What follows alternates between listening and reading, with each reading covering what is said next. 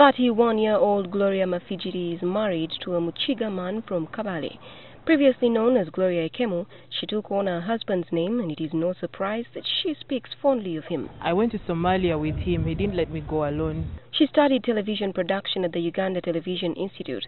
Shortly after she left school, aged 24, Gloria became the first human resource manager when Pastor Robert Kayanja opened his Channel 44 TV station. It was so challenging, but it made me grow up.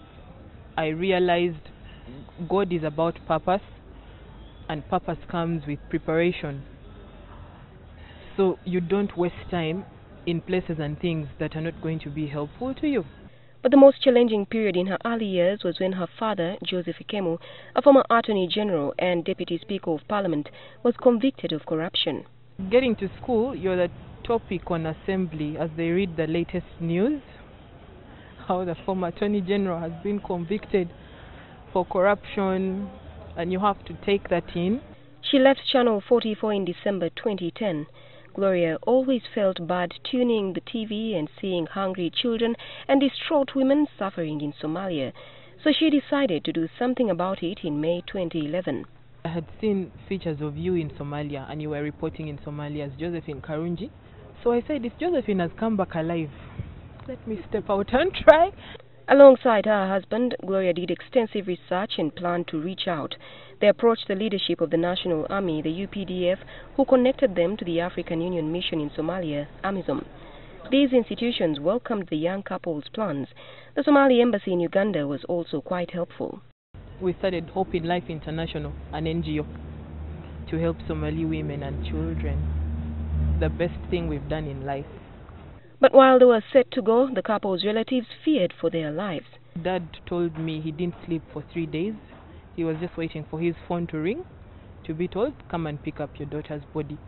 When they got to Somalia, they stayed in the UN base. The UPDF was very protective. They would not let them go out into Mogadishu on their own. Reality hit the couple the first time they went out. Women were using their headscarves, the covers, as sanitary towels, and there was this young girl aged about 17. She had no limbs, she had burnt arms, she had a little 1.5-year-old child, and she was very heavily pregnant. And the pregnancy was a result of rape. And their first trip was very humbling.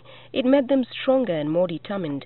They now clearly understood what they were dealing with and had a better idea of what to do. They learned that the women in Somalia were not empowered.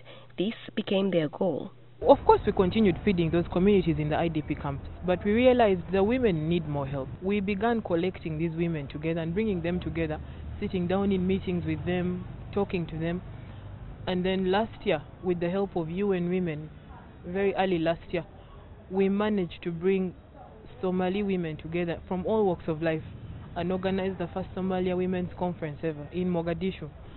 By the time Gloria and her husband left Somalia in December 2014, a number of women NGOs had sprung up. She appreciates the huge role the UPDF play in their work. A UPDF soldier would rather lose his life than see me, Gloria, civilian, perish. It was that serious. For the 3 years they were in and out of Somalia, they never had a close call. We were at the front line, and we realized it's only God that is going to see us through. So either he turns up and helps us, or we perish. They found that one of the key issues for women in Somalia was gender-based violence. You cannot feed a woman who has been raped. You can't. She will accept the bread you're giving her, but she needs you to tackle that problem that she's struggling with. The couple also engaged the men. They spoke to them and showed that in respecting women, they would lose nothing. They also advocated for increased women's participation in leadership. After she returned home, Gloria and her husband took to full-time preaching of the gospel. Ministry, preaching the gospel. I do evangelism in Mulago Hospital every week. Josephine Karunji, NTV.